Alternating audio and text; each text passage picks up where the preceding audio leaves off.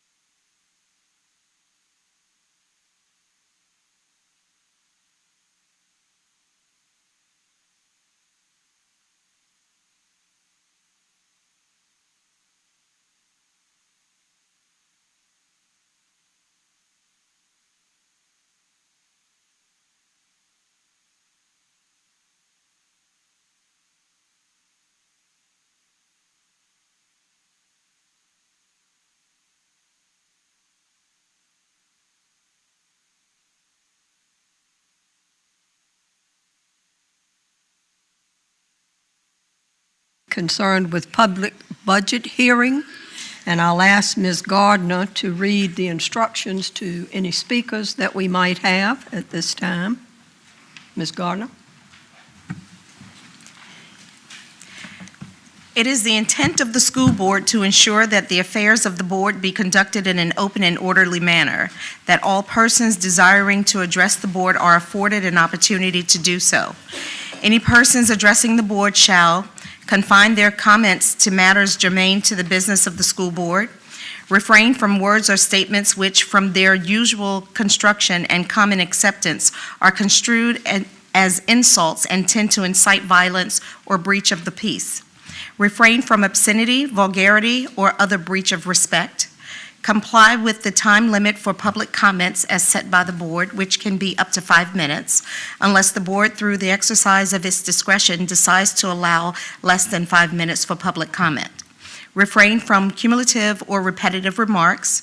Refrain from making any comments regarding any pending student discipline or employee grievance matters. The appropriate forum for such matters is the applicable administrative hearing provided by state law or, where appropriate, court proceeding. The school board welcomes comments from the public as appropriate. School board members will listen to public comments, but will not comment unless granted permission by the chair.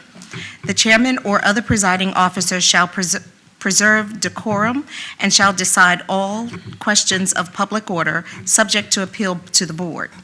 At the request of the chairman, a city police officer shall act as sergeant of arms at all board meetings. That officer shall, under the direction of the chairman or other presiding officer, have charge of the board chamber, the board conference room, the waiting areas and corridors adjacent thereto, and the school administration building, and shall prevent disorder or interruption of the business of the board. Thank you, Ms. Gardner. At this time, we would ask anyone who would like to speak on the current public budget that's being presented, if you would come forward. Anyone who would like to speak on the budget.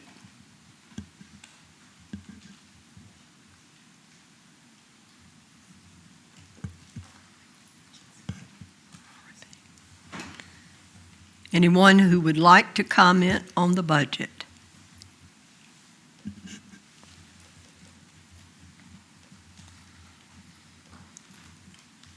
If there's no one coming forward, this section of the meeting is adjourned.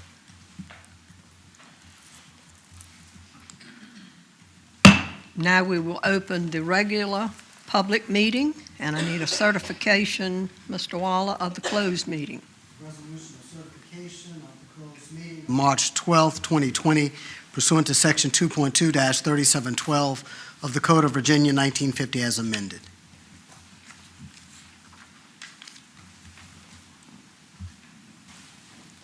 So moved.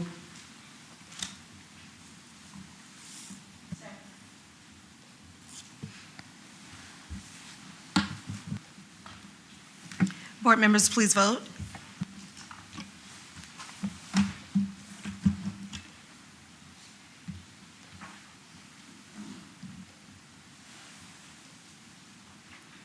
Motion carried.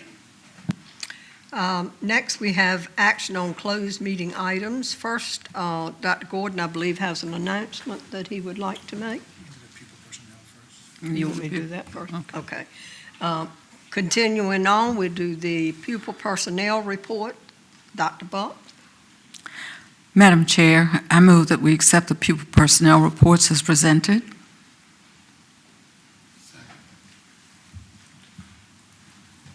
Second.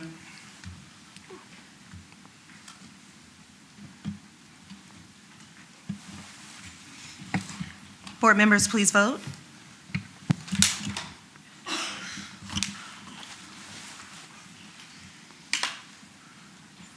Motion carried. Next, we have the personnel report. Dr. Buck. Madam Chair, I move that we accept the personnel report as presented. Second.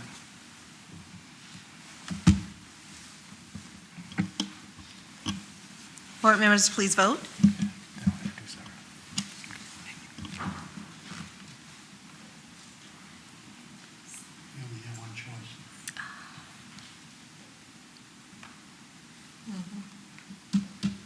hold on one second.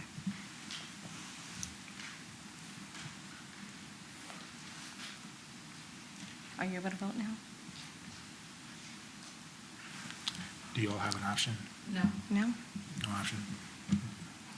You can just count the other ones, can you not?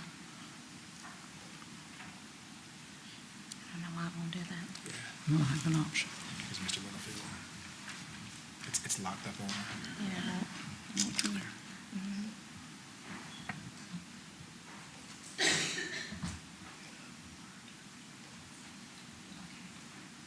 Roll call. We'll have to do a roll call vote. That's Okay. fine. Ms. Jenkins? I'm sorry. Mr. Mitnick? Yes. Ms. Mayo? Yes. Ms. Byram? Yes. Ms. Brooks Buck? Yes. Ms. Story? Yes. Mr. Riddick? Yes. Motion carried, 7-0.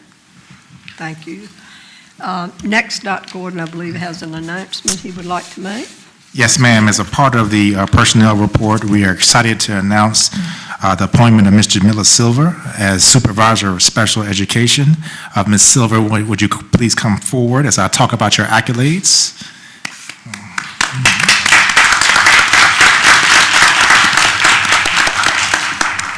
We are so excited to have Ms. Silver rejoin the SPS team. She has a college from Cambridge College in Boston, Massachusetts, with a major in school administration, also a Master of Education from Kent State University. In special education, originally a Bachelor of Arts from Hampton University in elementary education. She's returning to us back from Virginia Beach Public Schools, where she served as a SPED coordinator, but she was with us before as a supervisor of special education and an educational diagnostician. Ms. Silver, we're so happy to have you back as a part of the SPS family. Give you this time to say a few words, and if you have any family members in attendance, please take the time to recognize them too. First of all, I'd like to thank everyone, and especially to Dr. Whitley and Ms. Conner. I feel like it's family. I know everyone, but I'm very humble. I'm grateful to rejoin the staff. Today I brought with me my husband, John Silver, and my cousin, Sam Bass, and he's also my chief of the Nesbitt Indian Nation. So, Very good. thank you.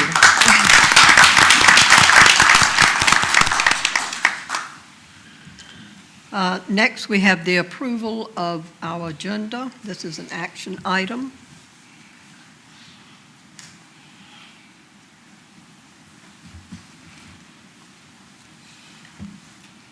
Anybody? You can push all three, and they do come up.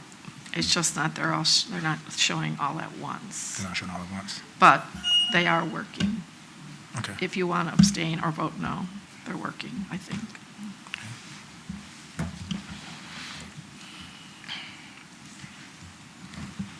Madam Chair, I move that we approve the agenda as presented.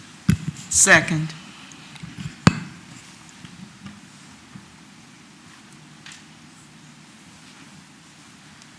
Is it working?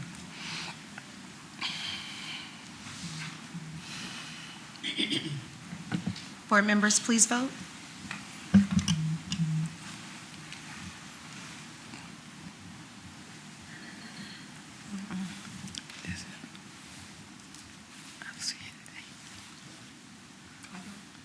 You voted?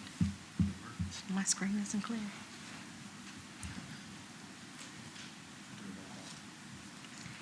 Okay. I'm sorry, we'll have to do another roll call vote. Ms. Jenkins? Yes.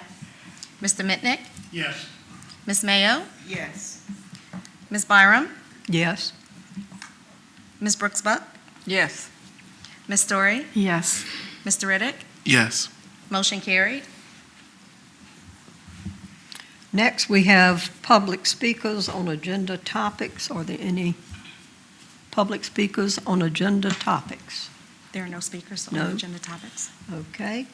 And moving on, reports by the superintendent, Dr. Gordon. Yes, I'm going to call up to the main podium Ms. Antoinette Ward, our Community Engagement Officer, as we will start our Good News Report. Ms. Ward? Yes, good evening. Good evening. Chair, good evening, Vice Chair, and good evening, board members. We have a lot of good news to share with you all tonight. We want to start first with recognizing Ms. LaToya McGriff, the Creekside Elementary teacher featured on Good Morning America. So if you all didn't get to see that interview, you missed something special. I don't know how often that does happen here in Suffolk Public Schools, but certainly something worth celebrating. First grade teacher LaToya McGriff was in the spotlight last month for her creative approach to celebrating Black History Month.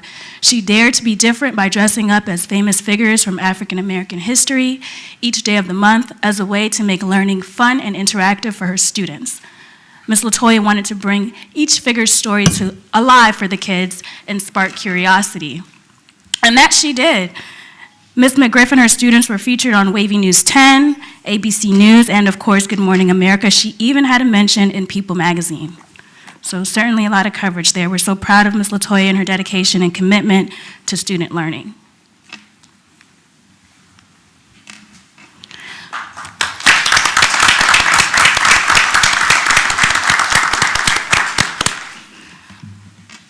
We'd also like to celebrate Suffolk Public Schools Science for receiving 2 awards from the Virginia Mathematics and Science Coalition Programs That Work.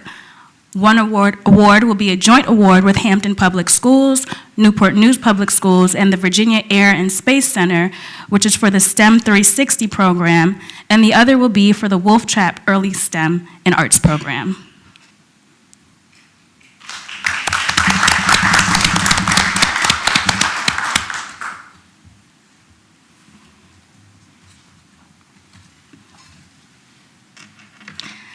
We also want to recognize John Yates Middle School chorus students for their all-state middle school choir. The choral students Savannah Stevens and Carolyn Robinson were selected to the American Choral Directors Association All-State Middle School Choir. This prestigious honor is middle school students have made all-state. Both young ladies are the first in Suffolk Public Schools will perform with the State Choir in Richmond on April 25th, 2020. Special congratulations to their director, Ms. Tiffany Carr, for the work she has done with her students leading to their selection.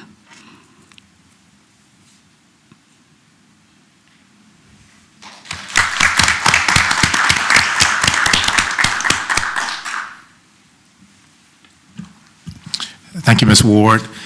A new tradition that we would like to start here at our board meetings is to recognize those students who compete in extracurricular activities at the highest level. And this will begin with our students that make it to the regional championship level as well as the state championship level. We're excited to announce at Kings Fork High School, the girls 4x2 indoor track team of Asia Powell, Deja Ward, Courtney Johnson, and Kayla Lee, state champions for Kings Fork High School.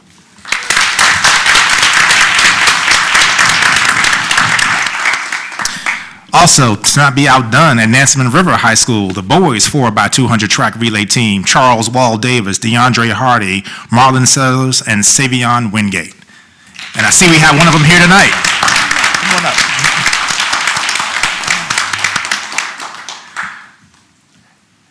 Coming up to the podium here and tell us who you are and a little bit about yourself. Good afternoon. Good evening. Good evening. I'm Coach John James. Been coaching at Nansemond River for about 15 years. Just proud of our young men. We have today, probably the best right now, is Charles Wall Davis, and he was our anchor leg. All right. They ran a 1:30.89 and they took first place. We're just so proud of these young men for what they've done, but even more so for the academics. Charles here has a 4.5 GPA. Wow.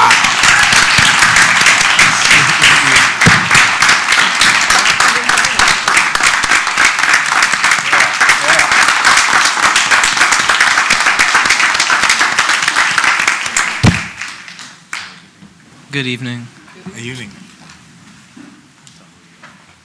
I'm Charles Wall Davis, and I'm a freshman at Nansemond River High School.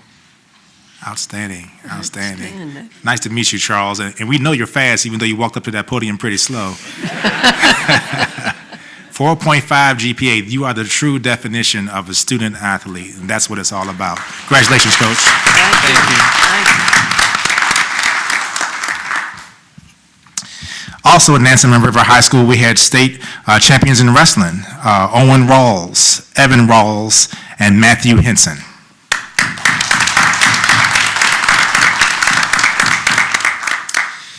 Moving to the hardwoods, we had regional champions at Lakeland High School. I'd like to give a special congratulations to the girls basketball team, the Class 3A region champions for Lakeland High School Lady Cavs.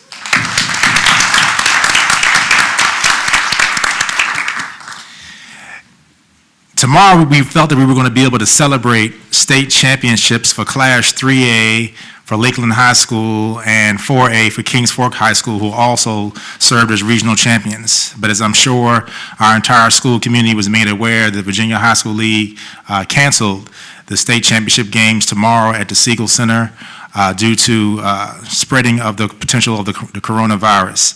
So Lakeland High School and Kings Fork High School have been declared as co-champions, which is the first time in Virginia High School League history. We're going to treat them as champions because we were going to win anyway.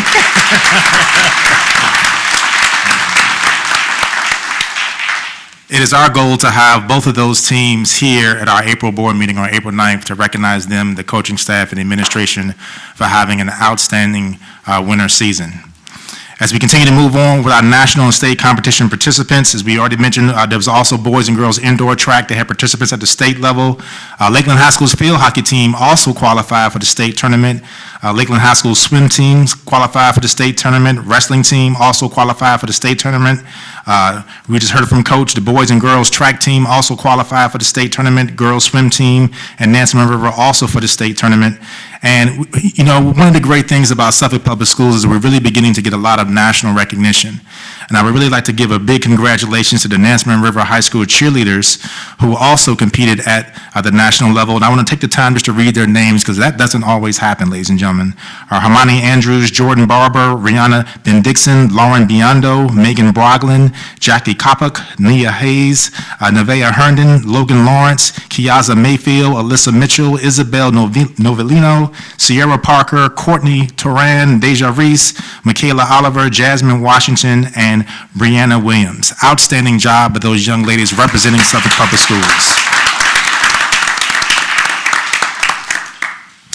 At this time, I'll turn it back over to Ms. Ward and Dr. Neighbors to speak a little bit about fine arts in SPS. And before we do that, I'd like to welcome, I believe Councilman Ward is with us, Lou Ward, if you'll stand. I believe he's here with us this evening. Vice Mayor Bennett, I believe he's in the audience. If he'll stand, Vice Mayor Bennett. And I believe Representative Delegate Clint Jenkins is with us. Mr. Jenkins, please stand. Recognized. Thank you for joining us and supporting us. Ms. Neighbors, Dr. Neighbors. Chairman Byram, Vice Chairman Brooks Buck, Superintendent Dr. Gordon, members of the City of Suffolk Public School Board, Assistant Superintendents Dr. Rice and Harrison, distinguished guests, parents, and students of Suffolk Public Schools. Good evening, esteemed ladies and gentlemen. I'm Dr. Jolene Neighbors. I'm the Fine Arts Facilitator for Suffolk Public Schools and a very proud arts educator, as I have been for the last going on 18 years here in Suffolk. I'm pleased to give you tonight just a quick fine arts good news snapshot of some of the wonderful things that our students in Suffolk Public Schools have been doing. And it's important to note that this is a continuing, ongoing thing within the classroom and something that intensifies and absolutely articulates everything about our students' education. You are receiving a one-page snapshot of selected accomplishments by our students and teachers in the arts. And please note that it's only selected because, honestly, there's way too many to put onto one page. Now, why do the arts matter beyond essential goodwill and entertainment and something fun within high school and the entertainment that it brings to our community? So our students need to have 21st century learning skills. This is something that we're all very acutely aware of. We're acutely aware of it with STEM and with all of the other programs that are out there. However, it doesn't matter if a student is striving to become a professional musician or an artist of any kind. The skills that they're learning within the arts education classes bring everything together.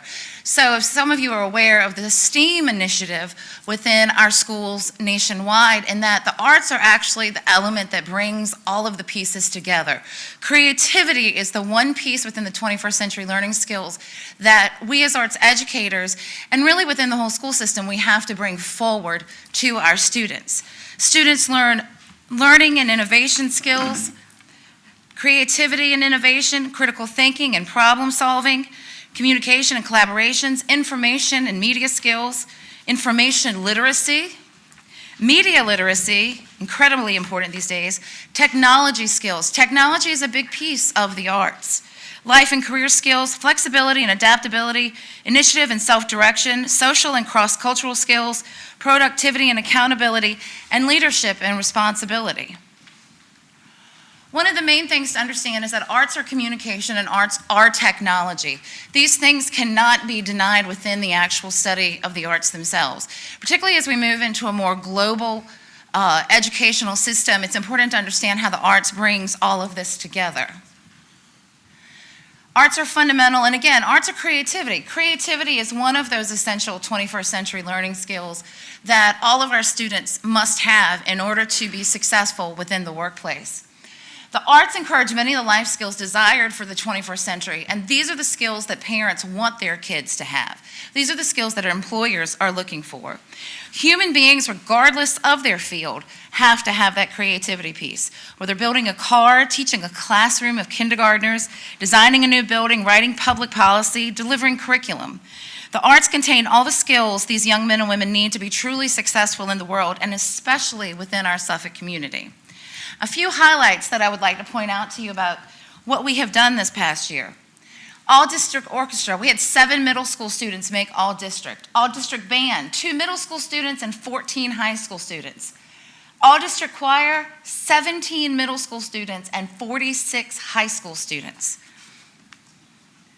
National Honors Choir, we had 1 student go to Carnegie Hall in the past year. WTKR Channel 3 came out and filmed for Sound of the Seasons. Something I'm very proud of for John F. Kennedy Middle School. They sang at the USS John F. Kennedy's commissioning. Very impressive, and what an honor for them. Collaboration with the Suffolk Center, mainstreaming our special needs students within music courses. The New Orleans Sugar Bowl with the Nansemond River High School Band. All the various parades that our bands and our band directors are involved in. This goes above and beyond your normal contract hours. And they definitely are very committed to these students and seeing them succeed. The Virginia Love Sign, something I'm particularly proud of. We partnered with the Suffolk Center for Cultural Arts as well as the Virginia Board of Tourism to create a love sign that is now a part of that initiative within the state that our students made. And so if you ever get a chance, go to the center, ask to see the love sign. They've still got to work out a few things to make sure that it stays weatherproof. But it's beautiful. It's incredible to see the work that these students have put into it and the work that their teachers have put into it. And one of the best things about it is that on each one there is a plaque that denotes which school was responsible for which letter and which student actually came up with the concept. The Exhibit of Excellence, the Suffolk Art Gallery always holds this, and once again, Suffolk Public Schools came away with the Juror's Choice and Best in Show. Sister Cities International Art Show, again, very well represented, and again, Suffolk Public Schools comes away with Best in Show. Peanut Fest, we always show at the secondary SPS ODU Tri-Cities Art Show. The Suffolk Art League has a regular monthly student art show. The middle school regularly has guest artists come in. The high school has visiting artists come in and teach. The Memory Project, this is an incredibly inspiring project that's being done through Nansemond River. The Art Force students are creating portraits that they are actually sending to Malaysia. The Beehive Fundraiser, which is a community project to help to raise money for different environmental causes around the Suffolk area. Lakeland High School received the HR Green Recycling Project mini grant. They actually create recycled bases that are being used throughout the city. The visual arts teachers actually had 2 high school teachers of the year, Brian Krashasky and Angela White. So 2 out of 3 high school teachers, arts teachers. That's pretty impressive. Angie Salerno, who's an art teacher at Kilby Shores, is a Tidewater Regional Representative for the Virginia Art Education Association Youth Art Month Committee. And I would be remiss to not really emphasize the honor that those John Yates students have had of making All-State Middle School Choir. This is the first time that Suffolk has entered that, and the first time that Suffolk has had middle school students make state choir. So we are thrilled beyond, just absolutely thrilled that these students have made that. A few things to let you know about. March is Theater, Music, and Art in Our Schools Month. We just had the high school all-city choir this past weekend. All-city orchestra is next week. All-city band is the following week. Youth Art Month celebration is the 28th at Lakeland High School. We also have the All-City Middle School Choir on the 31st of March. The next week on Tuesday, we're also supposed to have the Virginia Symphony come into the high school, to Kings Fork High School, and they'll be working with all of our 5th graders. The STARS Elementary Gifted Program for Music will be held on April 7th at 7 p.m., and I hope that you all will make an effort to come to these events. The elementary schools are supposed to be visiting the Suffolk Art Gallery next week. We have the Superintendent's Art Show in April, as well as the IB Art Show at the Suffolk Gallery. Those events are typically right after spring break. The Virginia School Board Association Art Show, which they should all have been bringing stuff in this week, so I hope you've been receiving it. And one of the cool things that I've just recently found out about was that Lakeland Art is working with CSEP for Autism Awareness Month, where they're doing collaborative projects with the CSEP students. Nansemond River will be performing at the Suffolk Center with the Chowan University Choir as part of their main stage productions, as well as performing at the State of the City. So these are just a few highlights that I wanted to mention to you all, because I want you to see how active our students truly are and how well they are doing within our community. It's not just training them to be great artists and great musicians, but it's really training them to be active contributing members to the community. And I hope very quickly to leave you with a couple of thoughts and statistics for you. Suffolk Public School students and all students are typically 80% more likely to be hired by employers because of having taken an arts-based or creative course in high school, because of that creativity piece. Suffolk Public School students and all students make real lifelong connections that enable them to understand culture and educational needs better, as well as becoming positive, contributing members of society. Suffolk Public School students and all students are statistically likely to graduate on time. And they typically score 85% better on all standardized tests, including SOLs. So I would like to thank you for your time and for your continued support of the arts and arts education for our Suffolk Public School students. Your support enables these young men and women to be more competitive and competent in the workplace and have a comprehensive worldview entering an ever-changing global society. Thank you so much for your time, and thank you for your continued support of arts education.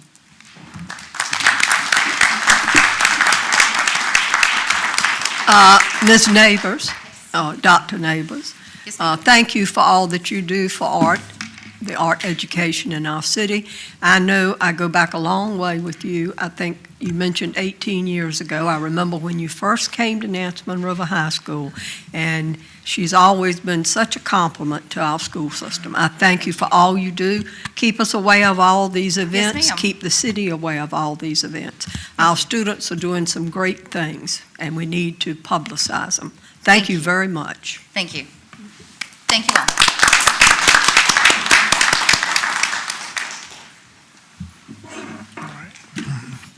All right, thank you, Dr. Neighbors.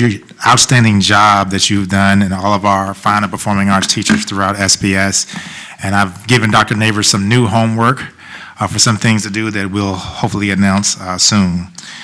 Moving on in our agenda to our calendar of special events. Some of these events were just mentioned by Dr. Neighbors, such as the Virginia Symphony Orchestra coming to Kings Fork High School March 17th. She mentioned All City Orchestra on the 20th. Red Cross America Giving Day, also March 25th. The Youth Art Month Festival, Take a Journey Through Art, March 28th. All City Band, 2 o'clock p.m. at Kings Fork High School on March 28th. All City Middle School Choir, 7 o'clock p.m. at Kings Fork Middle School on March 31st. This is currently VSBA Equity and Education Month, which I'll talk about a little later. This is also Youth Art Month, as Dr. Neighbors mentioned. The Art of Being a Military Child, 6 o'clock p.m. on April 1st. The 6th Annual SEF Gala, entitled American Road Trip, 6:30 p.m. at the Hilton Garden Inn, Suffolk Riverfront, April 2nd. Why Bully, presented by the Lakeland High School ASL Drama Club, 6:30 p.m. in the auditorium, April 2nd and 3rd. The Stars Talented Music Showcase, 7 o'clock p.m. at Kings Fork High School for elementary schools on April 7th. The Career and Technical Advisory Council, the 11th Annual Non-Traditional Extravaganza from 9:15 to 12:40 p.m., also at the Hilton Garden Inn, Suffolk Riverfront, April 9th. The Superintendent's Art Show, scheduled for April 23rd. The IB Art Show from 4 to 6 p.m. at the Suffolk Art Gallery, scheduled for April 24th. And our State of the Schools, we're going to move that to May 6th of 2020. So there are a lot of exciting things happening in Suffolk Public Schools, and we believe that the more our kids are involved in programs such as Fine and Performing Arts and other extracurricular activities, as Dr. Neighbors mentioned, it really guarantees their success. We want to switch to a more serious topic right now and want to provide our school community and constituents with an update on COVID-19, the coronavirus. With those growing concerns, I wanted to take some time to provide an update to the Suffolk Public Schools community on our steps moving forward. The safety of our students and staff is always and will remain our top priority. On March 2nd, 2020, we released a letter to parents, staff, and students describing proactive prevention methods and strategies. These methods include providing additional solutions to the custodial staff that fights the flu as well as the coronavirus. We also included links to the Centers for Disease Control and Prevention as well as the Virginia Department of Health. This information, including FAQs, can be found on our website under Departments and Student Health. Since that time, I have been in communication with the superintendents from Region 2, the Western Tidewater Health Department, as well as the Virginia Department of Education to determine the potential plan for distance learning, extracurricular activities, student and staff travel, just to name a few. Since then, the coronavirus has been classified as a pandemic from the World Health Organization, and today Governor Northam declared a state of emergency for the Commonwealth of Virginia. With this new information, Suffolk Public Schools activated our pandemic response plan. This plan includes aspects such as a review of our preparedness and response, the phases of a pandemic, planning and operations, infection control, and recovery. We have updated our public placing platforms, advising actions to take to lessen the impact of virus. We are also encouraging social distancing and providing strategies for individuals to reduce the spread of the virus between people. Today, our Supervisor of Health Services participated in a conference call with the Virginia Department of Health, and I participated in a conference call with the superintendents of Region 2 to discuss our plans moving forward. Suffolk Public Schools is in the final phases of developing an instructional plan that will include virtual learning opportunities for our secondary students through our SPS Connect initiative. At the elementary level, teachers and instructional staff are currently working on instructional packets in the event that we have to close schools due to public health concerns. If we do have to close schools, we will begin with a teacher workday in order to finalize instructional materials for students, followed by large group gatherings. Therefore, only immediate family will be allowed at competitions if they occur. Schools will generate a list for attendance at our games. We are also looking at field trips on a case-by-case basis, with the limiting of large groups being the focus. We will also work with our food and nutrition department to develop a plan to feed our students in the need in case we have to close schools. We have already begun to limit travel for students and staff that may have been involved in professional learning opportunities outside of the area or the state. We will continue to review those on a case-by-case basis. Suffolk Public Schools is prepared to ensure that we keep the safety of our students and staff as its highest priority. As we continue to gather more information, including our communication and collaboration with the City of Suffolk, we will keep you informed. Thank you for your continued support of Suffolk Public Schools. Lastly, we want to talk about equity in education, which we mentioned on our calendar of events. March, as we previously discussed, is Equity in Education Month here in Suffolk Public Schools. We believe that equity goes well beyond race and extends to different genders, ethnic origins, socioeconomic lines, or family backgrounds. The differences that exist in our district should not be the cause for not achieving educational fairness. I was recently featured on the episode 14 podcast with the Virginia School Board Association on how we are looking at equity in Suffolk Public Schools. Though through identifying equity in education, our goal is to ensure that every child in our school division has the proper resources they need to succeed. We need to be grounded in a student-centered mission. Our mission should focus on both teachers and administrators promoting a positive school culture and prioritizing the needs of the children in our classrooms. We define equity in education through the lens of fairness and inclusion. Equal treatment is when all students are considered deserving of the same opportunities, the same curriculum, the same levels of resources and support, and are held to the same learning expectations. This is the only way to eliminate the opportunity gap. Our teachers need to understand that cultural differences do exist in the classrooms. Not discussing race, gender, and bias towards learning disabilities, frankly and openly, can keep us from building a shared understanding of how our assumptions might place an advantage over some students more than others. As our classrooms grow to be more diverse, it is our job as instructors to make sure that we apply equity in education and that we are inclusive in our teaching. Not every child is always going to be self-motivated. How are we making sure that every student is being challenged in the classroom? What supports are we putting in place? We have to pose the question, what is the best decision for our students? Because everything that we do in Suffolk Public Schools will always be students first. The process of building a shared, open dialogue, expectations and assumptions is critical if we seek to close achievement and our opportunity gaps in our district. These conversations need to be less personal and more objective. Not all bias is intentional, but it can happen if we are consciously aware of our beliefs and our behaviors. In our district, we need to look beyond the analysis of enrollment and examine the number of opportunities and resources for students, for all students, regardless of incomes or any other factors that are provided in the classrooms. This has been the focus of observations and enrollment numbers. It is as simple as paying attention to our students' actions who are speaking up more in class, who is raising their hand more to participate. These are patterns of performance that we need to identify. Equity and equality are important to students, their success. As leaders in education, we have a responsibility to provide students with an equal amount of respect and equal amount of instruction. If our students are struggling or performing poorly, we need to do everything possible to help to develop that student's skills. We have to be intentional about creating classrooms and environments where all students can be successful. That is the key to the Equity in Education Month. I want to thank our staff, I want to thank our community, this board, and most importantly, our students for modeling true equity in education this month and throughout the year as we build the most secure way of building the best SPS. On equity in education. If you haven't seen that, please go to VSBA and examine that. He is, along with all of the board, we are adamant that we will dismiss barriers that offend or eliminate from public education, any barriers in the city of Suffolk. And I thank you, Dr. Gordon, for all you're doing and for building the best Suffolk public schools. And now we will move to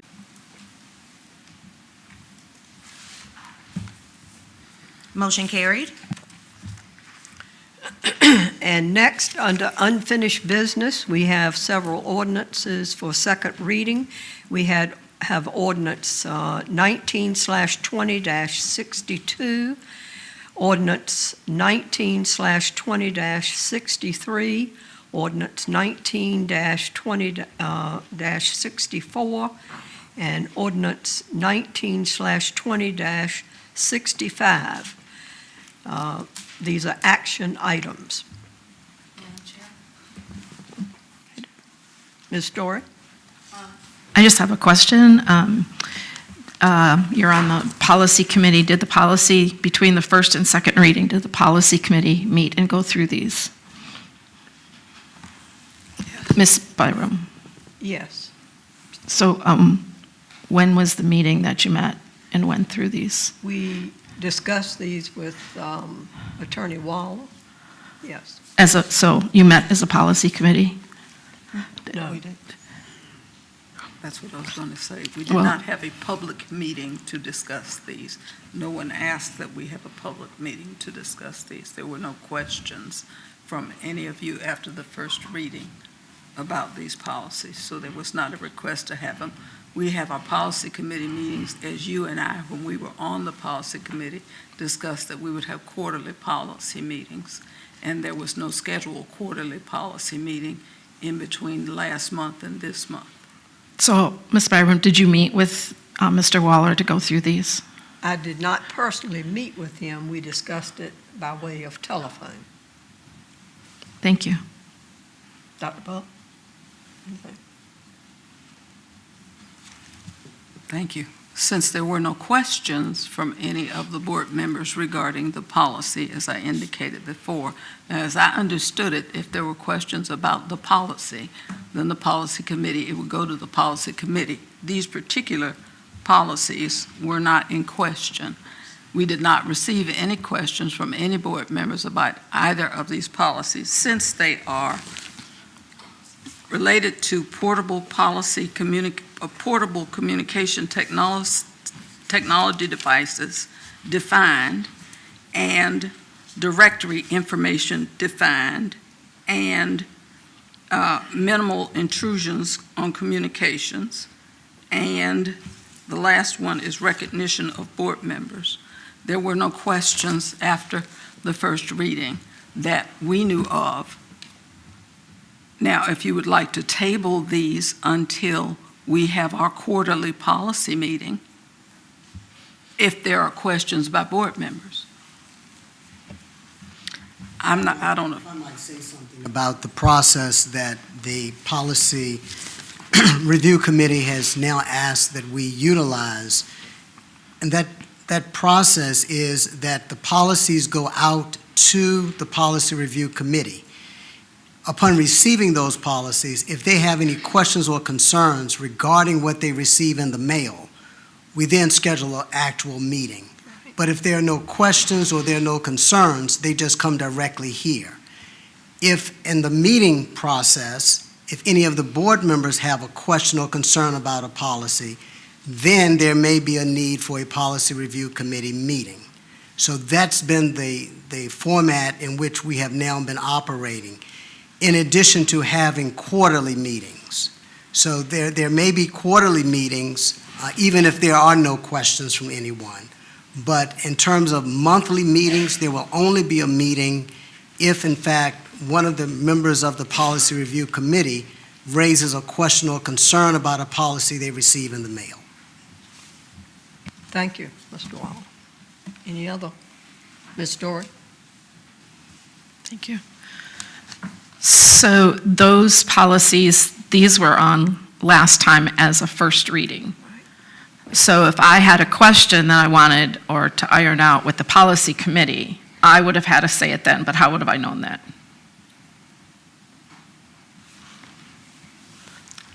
Well, I think that all of the board members know that when a policy is up for first reading, it is their opportunity to ask any questions they may have about that particular policy. And should they raise a question, it will then automatically trigger the need for the Policy Review Committee, assuming it's a question that cannot be addressed and cannot be answered at the actual board meeting, then it may require that the Policy Review Committee come together. Well, I understand that now, but that's not, I was on the policy committee, and that's not the way we operated in the past. So for January, February, March, I would not have known that until now, that you decide to operate differently, correct?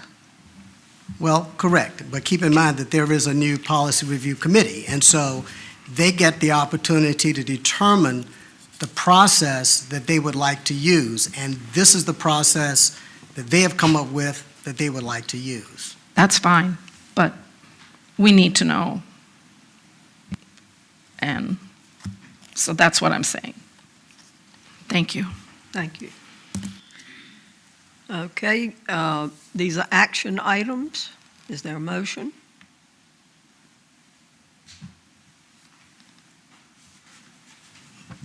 Mr. Mitnick? Madam Chair, I'd like to move that the we adopt the four policies that are up for adoption this evening. Second.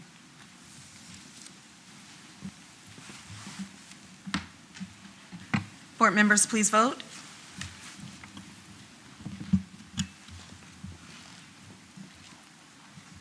Motion carried.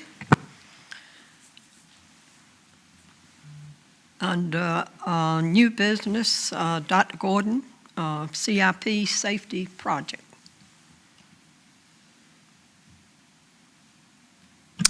Yes, ma'am. At this time, I'll call Ms. Forsman up. If there's any questions or feedback, she will provide additional details about our CIP safety project. Ms. Forsman, our Executive Director of Finance. Letter that you've received in front of you that talks about what we'd like to do with the money that is at the city under the CIP. It was discussed at your joint meeting with the city council. There were $312,000 there. We'd like to take that and purchase exterior speakers. Is that what we're calling them, speakers? Speakers for the buildings, and you've got the areas that we'd like to cover in the letter that you received.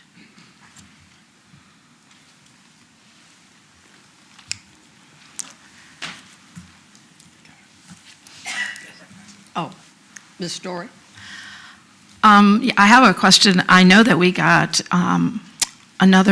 it was great, we got a $400,000 grant that covers cameras as well.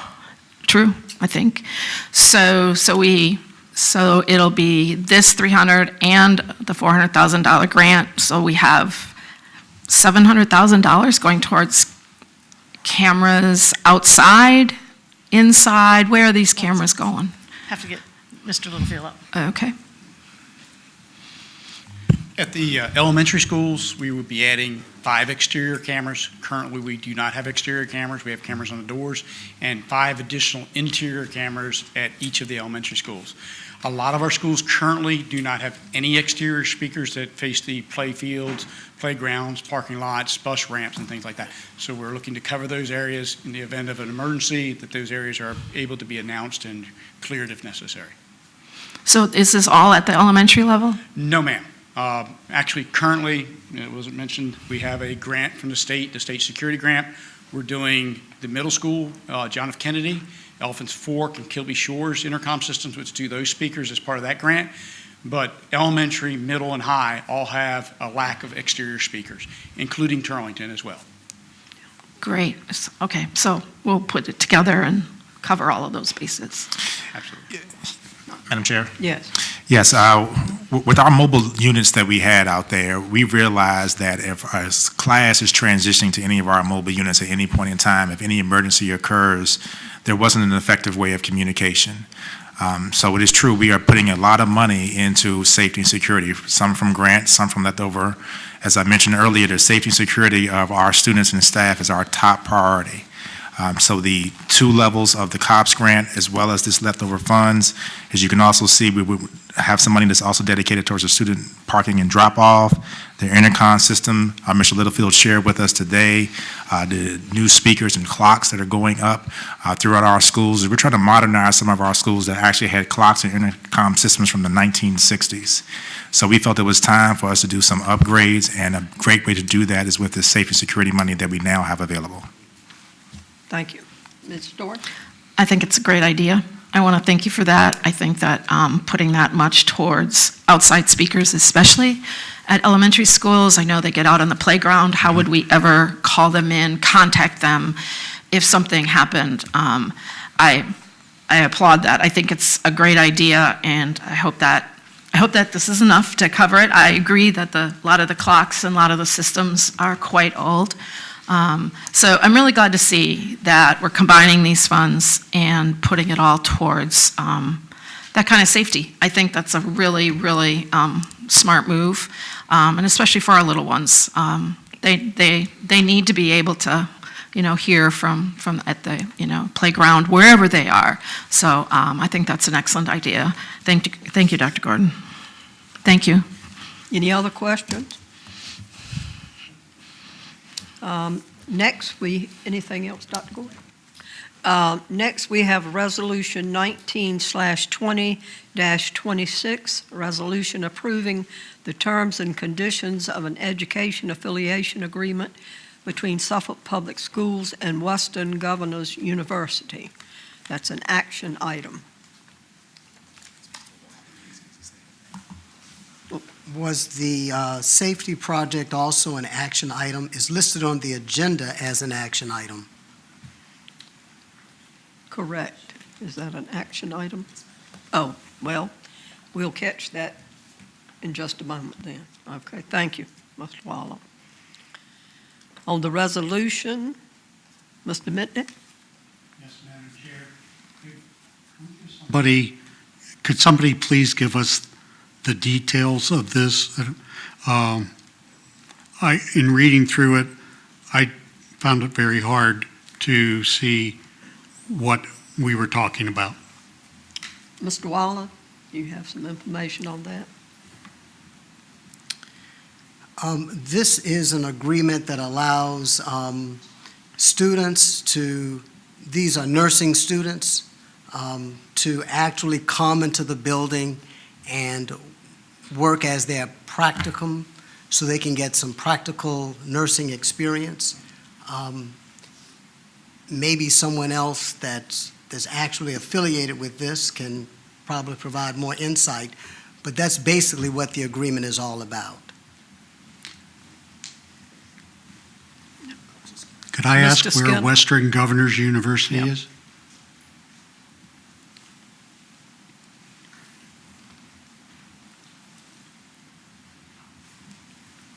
Good afternoon. Andre Skinner, of course, CTE coordinator. If those are the ones for CCAP, we would be referring to 3 facilities for which our nurse aide students have to go to go in to prepare for their clinical courses. So they would go in and approximately complete up to 40 hours as part of their kind of live set and reality placement inside of an actual nursing facility. And then further on, we would imagine that the EMT courses would also have the OBC and also go into some clinicals. But for right now, all have been canceled from the Virginia Board of Nursing, as well as our sister or brother PDCC or Paul D. Camp has also canceled all until this pandemic is over. Any other question? Is there a motion? No, who is Western?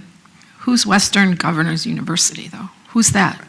Normally, it's not Western. It may be a subsidy of our Portsmouth City Hospital, which would, and I'm drawing a blank with the name. I know it started with a M, and I can't imagine that hospital's name right now.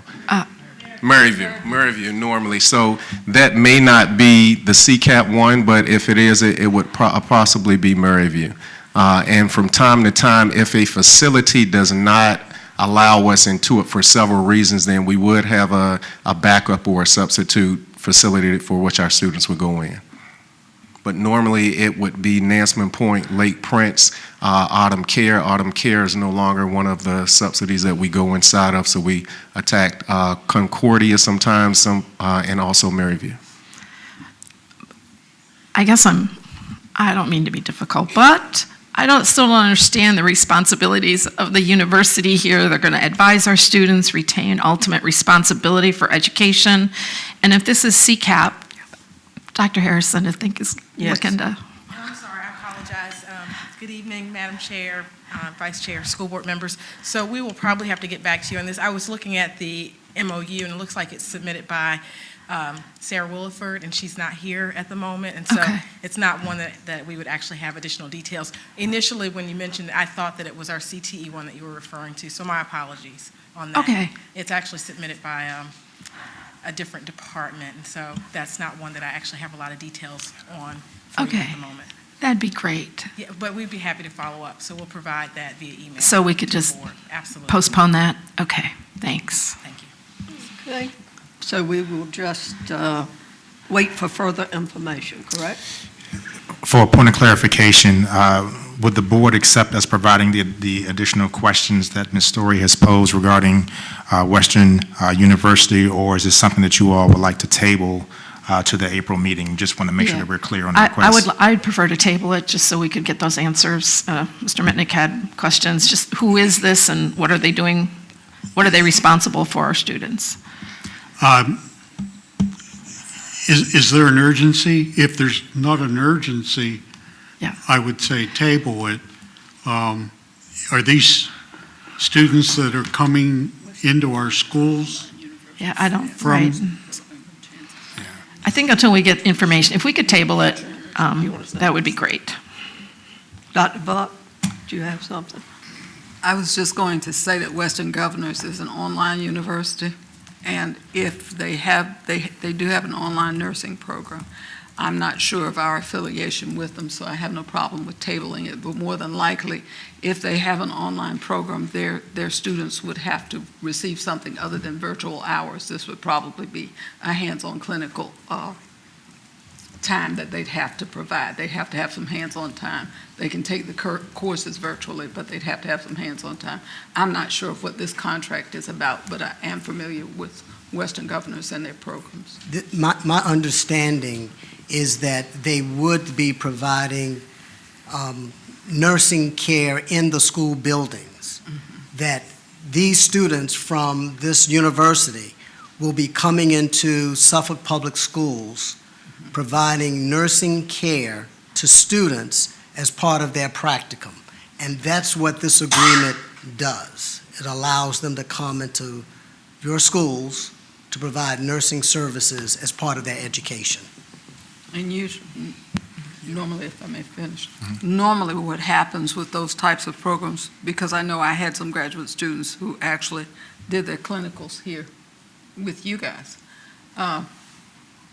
when they have to have those hands-on hours, they have to work under a nurse who is licensed so that they can get those clinical hours.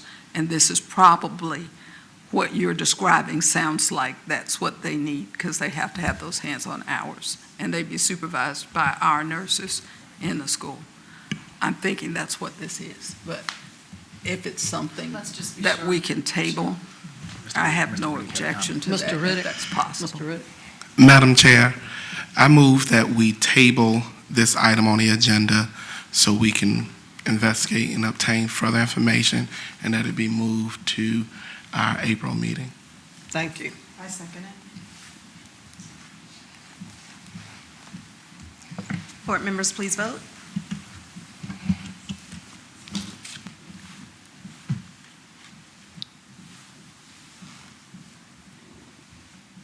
Motion carried.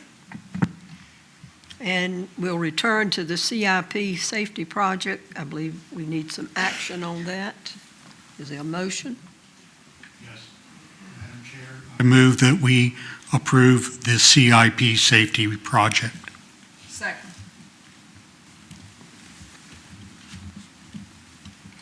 Board members, please vote.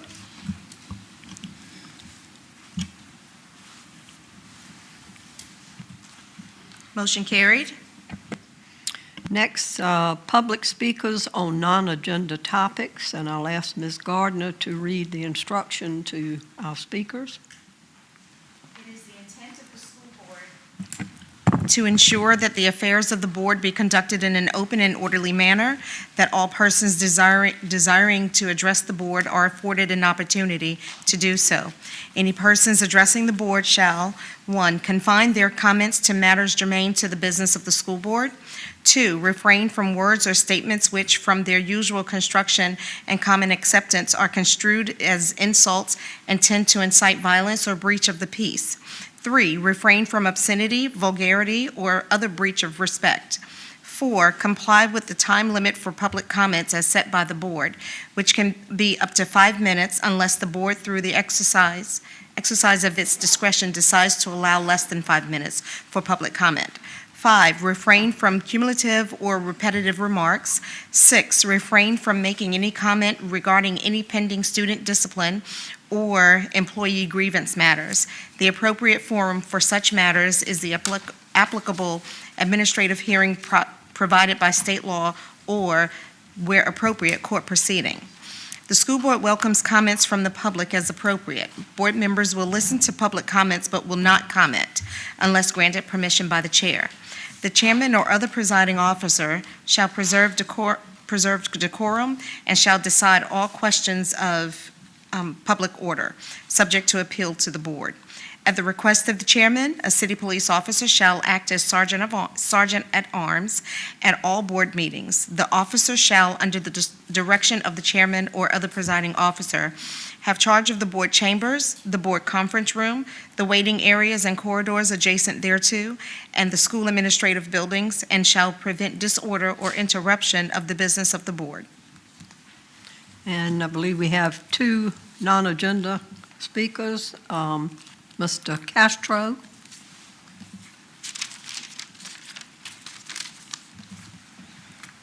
Good evening. Thank you for having me today. Good evening. I just have a couple things to say, and I'll take short and sweet. After 12 years as an educator here with Suffolk Public Schools, I resigned on February 28th.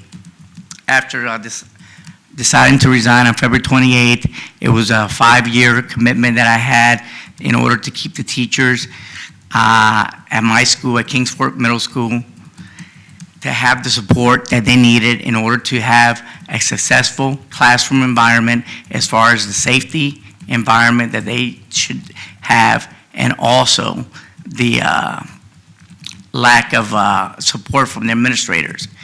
And on the 28th, I decided after 12 years, it was time for me to go. I had a written statement, but I'm going to speak from the heart today. I love teaching. I loved it for 12 years, but after 28, I met with the administrators and the superintendent after a survey that was sent out and asking what 2 things you like about Suffolk Public Schools. And I put back and replied back that I liked my colleagues, the family environment that we had, and then I also put down what I didn't like. And what I didn't like was the lack of support that we're getting from administrators for the discipline and the tools that we needed in order to be successful in a classroom environment. So that led to my decision to resign on the 28th. So with that said, I just feel that, as you could see from some of the disconnect that you guys had tonight, we have that disconnect in the classroom environment. And some of the teachers that we have in the classroom don't have that opportunity that I had, because I served 22 years in the military in the United States Air Force and 12 years here at Suffolk Public Schools, and never, ever had the, I would say, never was reprimanded in the Air Force. I was never reprimanded at Suffolk Public Schools until I brought that to light. And this has been a fight that I've been having now for the last 5 years. So with that said, I'm not here to bring myself in front of anybody to get any accolades or anything like that. I'm just doing this because of the teachers that are at my school that don't have that voice, don't have that moral courage, don't have that skill set that they could find another job and speak out, because they don't have that support that they need in order to be successful in that classroom. And that was a lack of, that I feel that we were missing in the classroom. And I'm not here to bash anybody. And I took this through my chain of command. I took it through my administrator. I took it to the superintendent. I took it to the school board. I took it to the news media. 5 years ago, nothing happened. This year, when that survey came out, I didn't even fill out the survey, because I know y'all pick and choose what questions you want to answer. And with that said, I emailed the superintendent myself personally, what was that I liked and what I didn't like. And I told him what I didn't like was the lack of support that we were getting in the classroom from my administrators. And once the referrals are written out, they're watered down. Nothing happens. Some of these kids sit in the hallways for times a day, just looking there. And they know that nothing's going to happen to them. There's no consequences. And when I went into that meeting, it was a one-sided meeting. None of my concerns were ever heard. I had 15, 16 surveys from teachers. And again, I'm not even reading from the script. I'm talking from the heart. There were 16 surveys from core teachers that wrote 3 years ago of the type of environment that we have. And with that said, I presented that to the superintendent. He didn't want to listen. It was a one-way sided. I even took an attorney there to be my witness. And with that said, after that meeting, there was some reprisal. And the reprisal was, you know, it was, okay, you're insubordinate, you're unprofessional. So again, if we can't even express how we feel in the classroom, you lost 12 good teachers within the last 3 years in my school. And that's only in the 8th grade hall. I'm not talking about 6th grade, I'm not talking about 7th grade, I'm only talking about 8th grade. That's a lot of teachers, core teachers, good teachers that left. So there's an alarming concern with the lack of support that we are getting as teachers. And that needs to change. That needs to change right here. And you can see that today with the disconnect that we had up here, with some of the things that you guys said and some of the things you presented. That needs to change. And again, our students should be put in front of everybody in the forefront. But without that, they cannot put in the forefront if we don't have that support as teachers. And again, teachers should not feel that they do not have that open door policy that they should have. And that's my biggest concern. And again, I don't have to do this. I have a job. As soon as I resigned, I had a job within a week. But a lot of teachers don't have that. Thank you, Mr. Castro. That's your 5 minutes. Well, thank you. I Thank you. appreciate it. Moving along, we have Mr. Wilkins. Mr. Wilkins. He's not here. He's not here. Okay, he's not present, okay. And now we will have business by board members. Point of order. Excuse me? Point of order. I think you have to ask if there's anyone else during this time. Because they don't have to pre-register. By 5 o'clock? Yeah, by 5 o'clock. For late appearances? That's for the agenda ones. That's for late appearances. Well, I think we've always asked, is there anyone else from the community that wants to speak? Anyone else who would like to speak? Yes?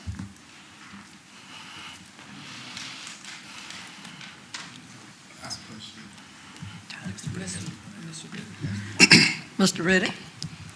I called a point of order. The point of order is to the question for clarification here. Are we going to follow our policy, or are we going to go with tradition? If it's a policy, you just have to read it to me. I don't mind, but if it's a policy that it's not open for late speakers, that they have to register them, Mr. Wallach, I'm fine with that. The policy reads, members of the general public who would like to express their views under the agenda item entitled Late Appearances shall have the opportunity to speak on matters pertaining to services, policies, and affairs of the Suffolk School Board, and shall be permitted 5 minutes for that purpose. Any person desiring to be heard under the agenda item Late Appearances shall notify the clerk of the school board by no later than 5 p.m. on the day of the regular school board meeting. It's on the website as well. It's also on the website. That's the policy, correct, Ms. Gardner? Yes, it's also on the website. Yes. Mr. Riddick? Madam Chair, and I wish it was better timing. Unfortunately, we do have to start now. I move that we yield to our policy. Pick and choose. I see how it is. Pick and choose. If I could, a motion would not be necessary. A motion would only be required if you wanted to waive your policy. Okay. The policy is the policy. Then I'd like to make a motion to waive waive the policy this time, please. Madam Chair, discussion. Yes. There first needs to be a second of that Okay. motion in order to have the discussion. I second the motion. Okay. Madam Chair, discussion. I don't know what the other speaker desired to speak about, so I'm not picking and choosing. However, it's time that we as a board, we have to follow what we have in writing. We have to follow our policy. The policies are in place for us to have a cohesive meeting so we don't spend all night. For an example, there could be 20 additional people that could walk through that door now and all say, I want to speak, because it's still, it's open. At what point do we start following our policies? For me personally, at no slight to anyone that's here tonight, and if you go back in the past meetings, you will hear me say this same statement. See, the staff even nodding their head, they know it's a song. I recommend that we start it tonight and we move forward following our policy. So I call for the question. Any others? Okay. Ms. Gardner?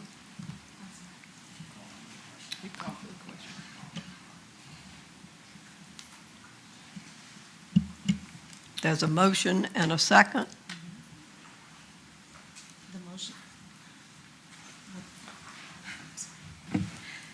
The motion was to waive the policy. That's the last motion that I had, was to waive the policy, and second by Mr. Mitnick.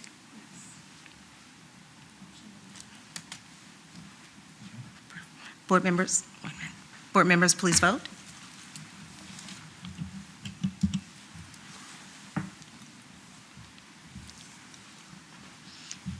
Motion denied.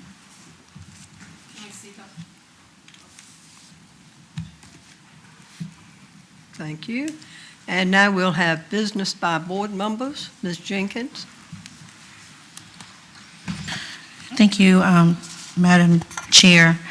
I just want to first of all say it was an honor to go to many of the schools in my borough since our last meeting, and it was a great honor to attend the unveiling of the vault at McBain Elementary School, where there's a huge, beautiful room with things that the students at the elementary school can, they don't have to purchase anything, but if there's a need, there's a wonderful closet that any woman would love and die for at the school that many people donated different items if they need anything. So I just want to congratulate those who made that possible at McBain School.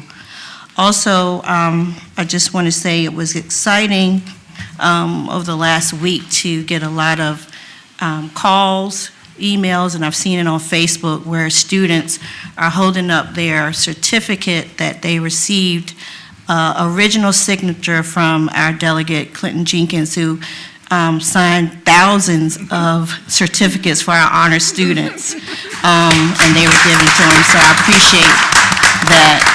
I tell him his right hand must be a bionic hand with all those signatures that he signed, so I appreciate that. And I just appreciate, as always, the staff and the support staff, those who work in the admin office. You all do a tremendous job. It's not easy. We know it's not, but it's worth every bit of it because we're doing it for our kids. Do we have everything right? No, but we're trying to get it right, and we hope that you all are patient as we work towards getting things as it should be. And please, please, please be safe out here. Take the measures that the government is telling us to do, the doctors are telling us to do. Don't take that lightly with this virus going around. I advise you to stock up on things at your house because you never know when, just like they just call a state of emergency. If anything I can do, just let me know and let Delegate Jenkins know, who's sitting right over there. Mr. Mitnick?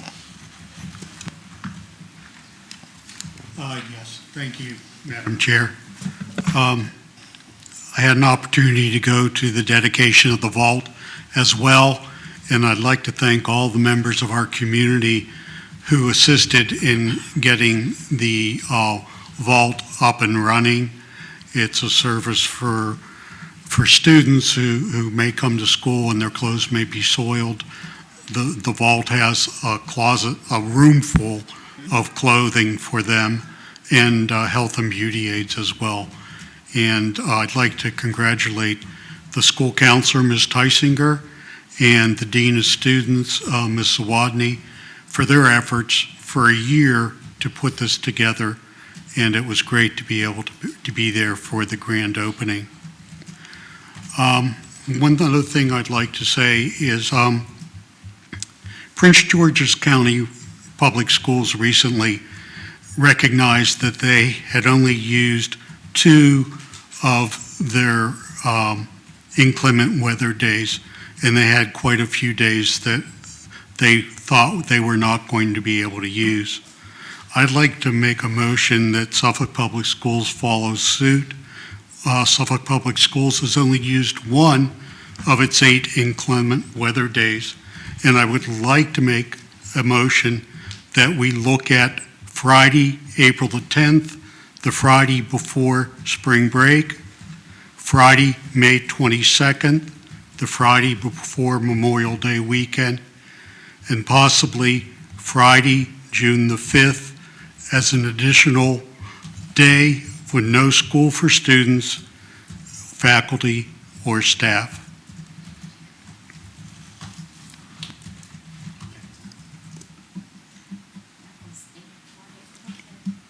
Dr. Gordon. Mr. Minnick, can you give us those dates one more time, please, sir? Friday, April the 10th, which is the Friday before spring break. Friday, May 22nd, the Friday before Memorial Day weekend. And Friday, June the 5th, which is right before final exams. And it's also the day before graduations.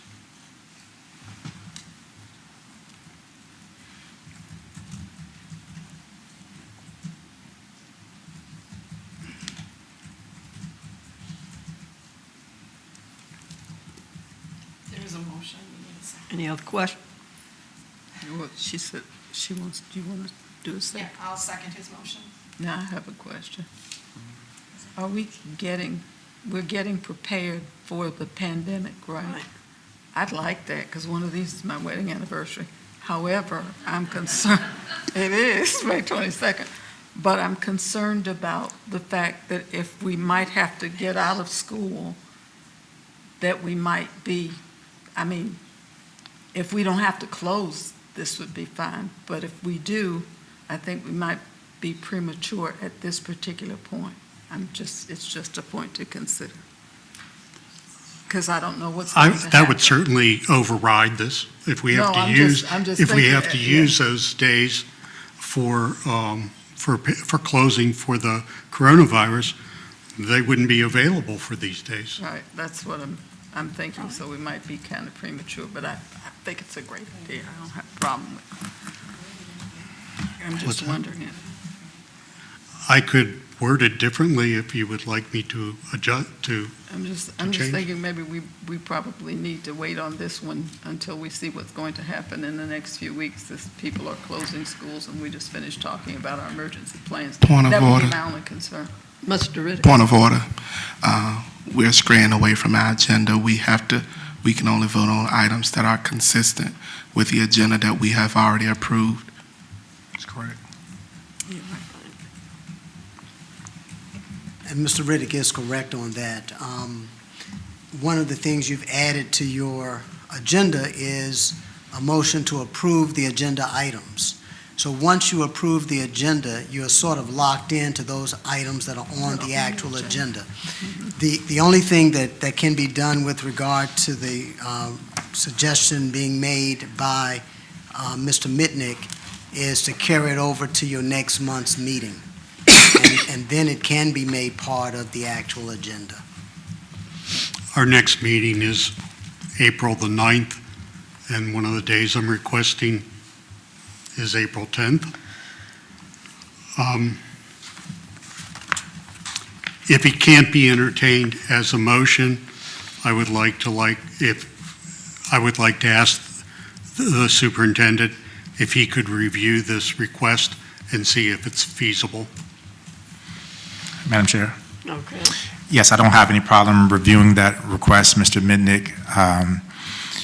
This is something that we'll take a look at as days move forward. You heard my discussion earlier about our emergency response plan to this current pandemic. If the board does decide that we will alter the calendar in any fashion, we could always do a vote at any point in time, as long as we are providing our school community with notice of a calendar change. That can happen at any point in time, as long as we give our constituents enough time to properly plan for childcare. So we will definitely look at the request, and we can provide an update at least for the May 22nd and June 5th request at our next board meeting on April 9th, as Mr. Mitnick mentioned. The April 10th date, that will be something that we would basically have to make a decision on with board approval by the end of this month. So we have a little bit of time, which will allow us to further our emergency response plan to the coronavirus. Thank you. Ms. Mayo? Thank you, Madam Chair. I had the pleasure of visiting Pioneer Elementary School at the invitation of Mrs. Brittany Sherrod, the Title I reading teacher. I was invited to read to the students, and it was Crazy Socks Day. So I read Fox and Socks by Dr. Seuss, a real tongue twister, but lots of fun to read. I read to Mrs. Shirley Bonds' kindergarten class and also to the combined early start classes. The students were great and we had a lot of fun, so it was an enjoyable day. In addition, along with other board members, Mr. Mitnick, Mrs. Story, Mrs. Byram, and of course myself, we were over at Hill Point Elementary to judge for young authors, and we read some very fine student writings, poetry, nonfiction, fiction, and those types of things. So a very good experience as well. And as always, I would like to thank Dr. Gordon and the school administrative staff for all of your hard work. And we know, as Mrs. Jenkins said, it is not easy, but you do it and you do it well. Also to our school administrators and to our hardworking teachers and to all of our support staff. We're grateful for the time and talent and the energy that you put into your jobs daily, because it helps our students to be the best that they can be as we build the best SPS. Thank you. Thank you, Ms. Mayo. Mr. Riddick? Okay. It has been an awesome time since I've last seen you all. Last weekend, I've had the privilege to go to the Future Business Leaders of America Tidewater Regional Chapter meeting. And it was very special to me because I was once the Tidewater Regional President and the State Vice President representing the Tidewater region. Mr. Skinner, I'm going to ask you to stand because I got to recognize you. Thank you for the excellent job you are doing.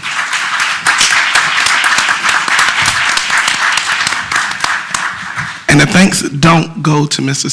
Skinner alone. It goes to the staff that's working within CTE. It was an outstanding conference. I'm amazed. We have some of the best CTE teachers we have in the state. It was outstanding. We had a lot of representation regarding regional officers in FBLA. We have very promising freshmen who were at this event, and they spoke extremely well, and they did well. They even placed in the competitions, and you know, we're grateful. And just being able to intertwine with the students and teachers from different districts, and you know, some of them, I was trying to recruit Dr. Brown while I was there, and I was bragging about the possibility of us actually being able to stipend the advisors, and a lot of districts don't do it. So once again, I think we did an excellent job with this year's budget, and it's it's crossing the city barriers. People are talking about our proposed budget in a very good way. We hope our council back us up and support us with it. On another note, 30 young people whom I have the pleasure of meeting with weekly to provide tutoring and mentoring services. I watch their grades improve. And Dr. Neighbors, what you said is true. Fine arts plays a very instrumental part in the success of students. I stand with you 100%. In closing, I want to let the constituents know that we are people. Sometimes we miss the mark. We try to strive for perfection in everything we do, but we are people. We are sometimes flawed, and if we're not, that would make us equivalent to God, and we're not. So be patient with us. If there's anything that we can do as a board and our representing of you, because you elected us to represent you, please go to Suffolk Public Schools website, spsk12.net, click on the school board tab, and our contact information is available. Put us to work. Give us your concerns. We are here to be an advocate for you. I don't want anyone to leave here with the notion tonight that we are dismissive to people. We are here to serve the public. And that's everyone, not just a social set, not just a good circuit or a backyard neighborhood pocket of people. It is every Savokian, all 14,000 plus students and their parents, all 90-something thousand Savokians as a whole. We represent the whole city. So please feel free to reach out to us via email, as well as telephone. And once again, it is a surprising time and a great time to be in the city of Suffolk, and I firmly believe in being firm, fair, and consistent. Thank you. Ms. Story? Thank you. First of all, Dr. Gordon, I really liked the podcast. I listened on equity, and I thought it was excellent. And I've expressed this before, but I'm going to bring it up again. I think one of the places that our district could improve in equity is with science facilities. We still have 3 middle schools, I believe, that don't have water in running water in their science classrooms. So, and then we have some, Kingsfork Middle and Colonel Fred Cherry is awesome, and of course they have running water. So that seems to me that's a big inequity, and in terms of what science teachers can do and what students can do. And I trust you'll work on that. I think you're putting good resources, and I want to bring that one up again. I'm even going to put that to Mr. Jenkins, because he and I met at the Civic League up in Eclipse Tuesday night, and he gave a great little presentation that said, hey, if we just do things a little different, there's pockets of money that can be found for the schools and pockets of money that can be found. So I take him at his word, and I'm asking for some pockets of money for our school district and for our schools that have these inequities, like a lack of running water in our science rooms. That's pretty basic for science. So if you can find one of those pockets of money that you were talking about up in Eclipse, I know our district would really appreciate it. So it was fun to be with him at that meeting and talk to the people of Eclipse. They're in my borough, and I thought that was pretty good. Another thing I would like to, since this came up, so I'm going to refer to you, Mr. Waller, putting things on the agenda. So we know that we can't make motions and get things on the agenda once the agenda is made. So to get things on the agenda, I believe we have a policy that says any one person can, any one board member, I believe that's our policy, can ask for things to be put on the agenda. Am I correct? Contrary to popular belief, I don't memorize all of these policies, so. Aw, man. So I'm not really sure, but I do know there is a policy that talks about how things can be added to the agenda by board members. So would you mind putting that out in an email to all of us so that we all have it straight, how things do get on the agenda? I believe with Robert Rules of Order, right before the approval of the agenda, that is an opportunity for board members to add things at the agenda at that time. And so I think we should review that so that you put that out so that we all know that. And I believe that's a point we can either turn things in and request for them to be on the agenda. I believe it's 14 days we decided, just regular days.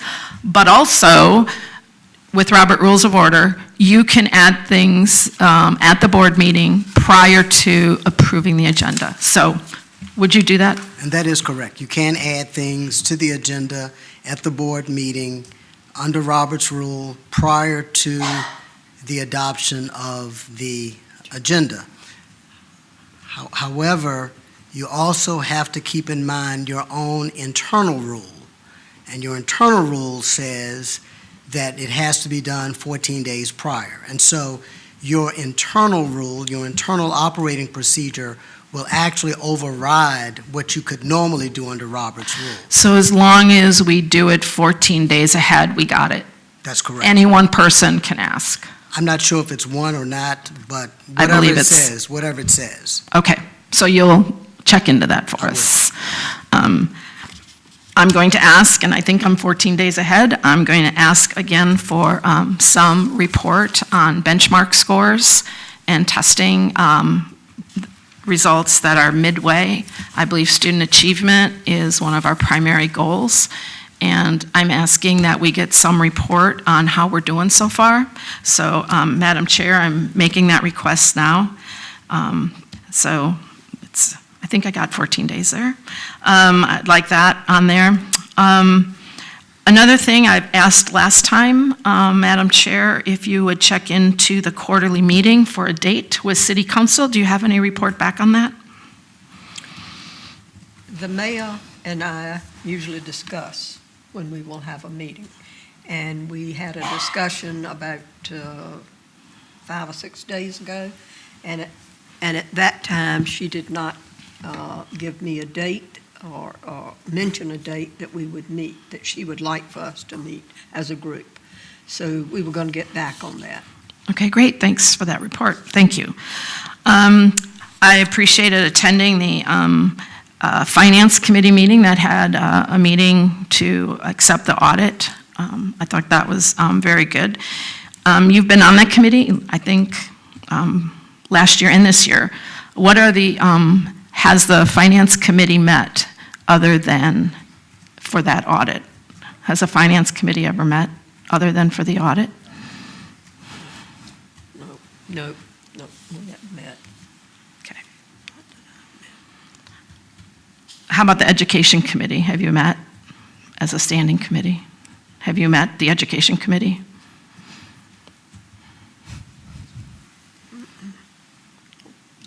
No. Okay, thanks. And I'm so glad that you asked to follow the rules for policy. I think that's awesome. I think that's a very good idea. So one of the policies we have in terms of calling special meetings, the policy states that either the chair or 2 members may call for a special meeting. Am I correct? You are correct. So I know that Mr. Mitnick and I made a request for a special meeting this past week, and I don't know why. Mr. Waller, did you know it was going to be put to a vote for a majority? Is this on the agenda?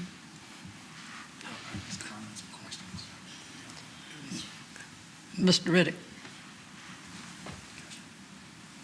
It was put far as feasibility, how many of us were available. Some of us work, and I know with my job, I just can't drop everything and come running. So there was a school board meeting not even too far out. So it was not practical for us to stop instantly to come to a meeting. The meetings was going to be requested, and it's the situation that it was regarding is already dialed down or something of that sort. But it was as far as practicality of how many board members, when we could come together or not. And I know I wasn't personally available, so that's why I said no, because I wouldn't be available. And in order to have a meeting, you have to have a quorum, and a lot of people, I think, was in and out. So I really appreciate that, You're welcome. but that doesn't answer the question of why we took a vote for a majority when, as you said, the policy really matters. We got an email from Dr. Buck that said, yes, we're following policy. And the policy says if 2 board members request a meeting should occur. So the vote that was taken via, I'm not sure what electronic means, which we also have policy against, that meeting should have occurred with 2 people asking for it. So if we're going to follow policy, it has to apply to everyone, even the unpopular school board members. It can't just be used against the unpopular school board members.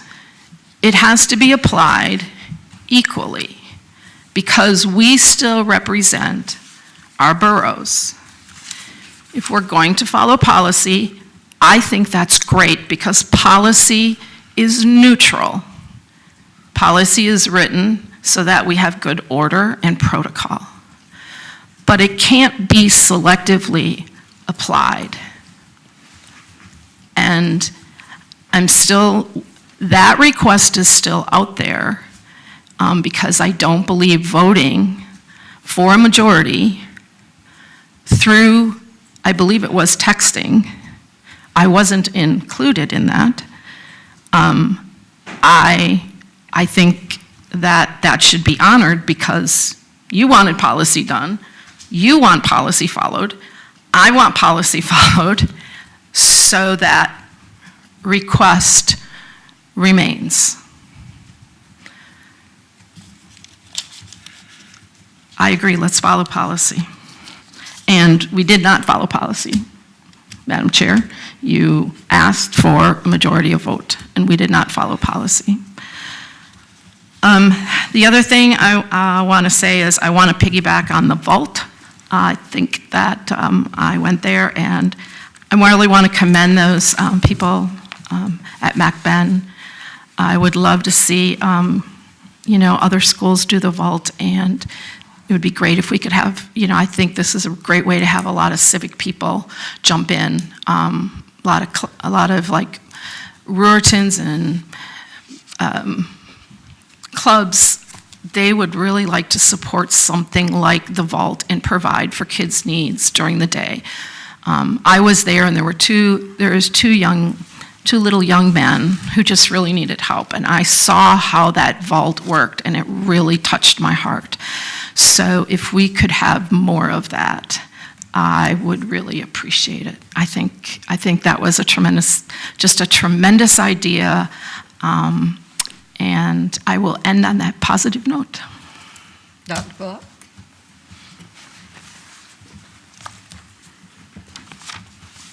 Welcome, Ms. Silver. I was chair of the education department at Hampton, and you probably had Dr.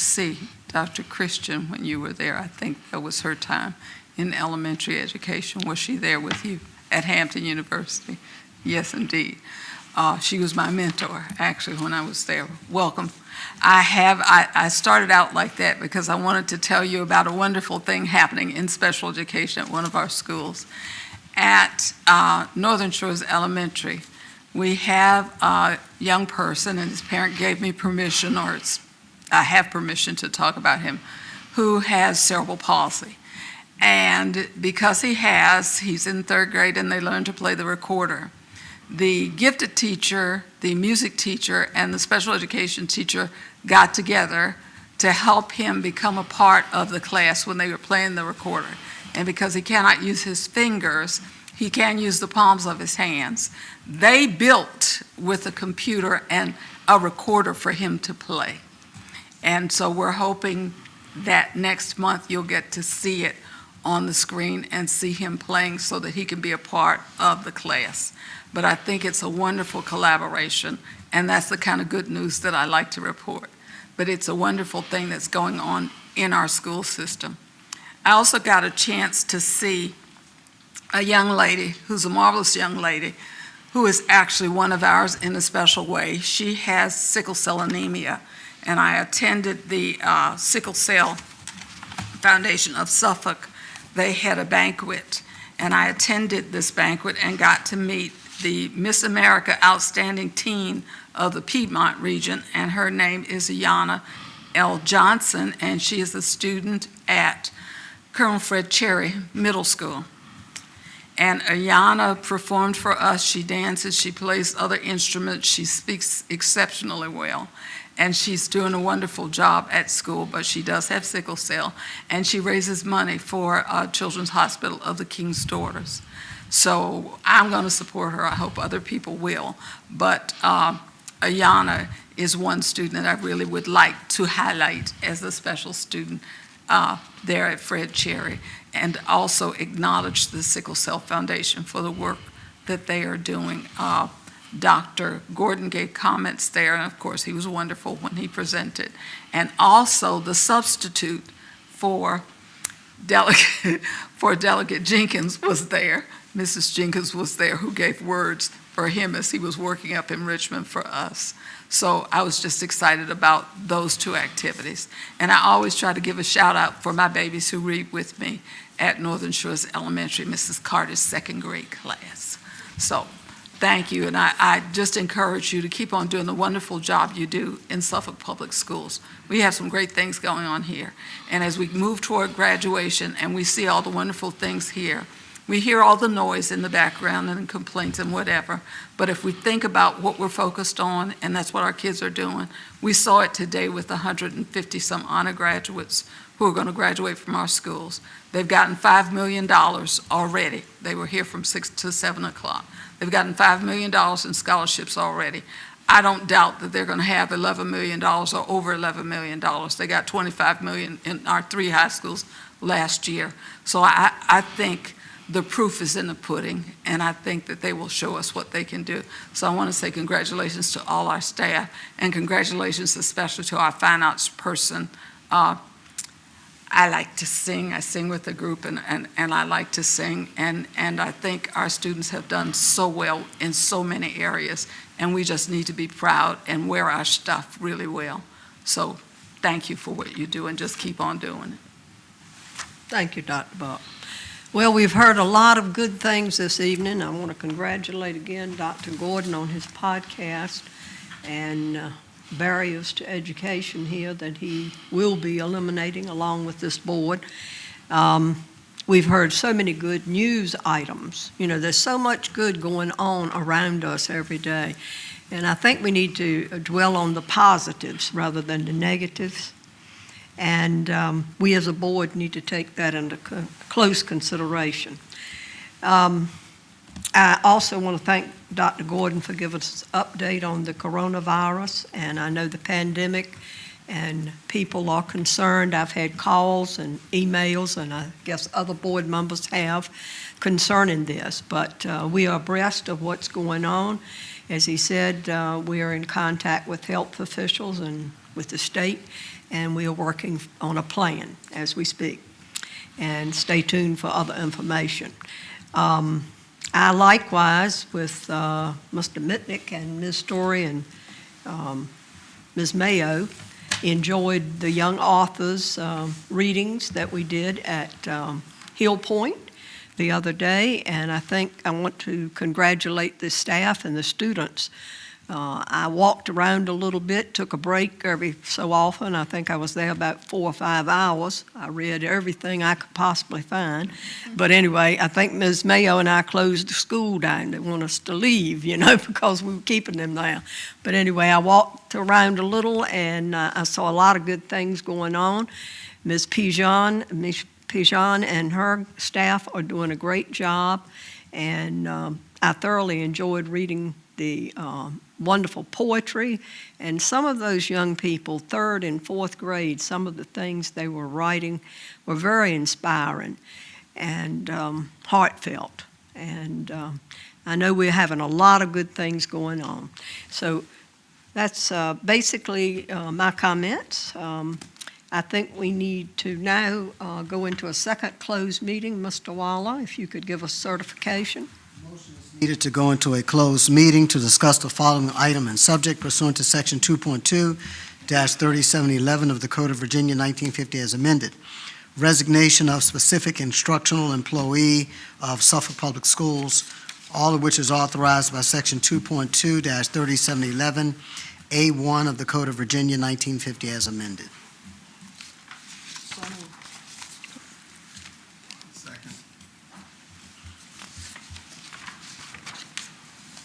Board members, please vote.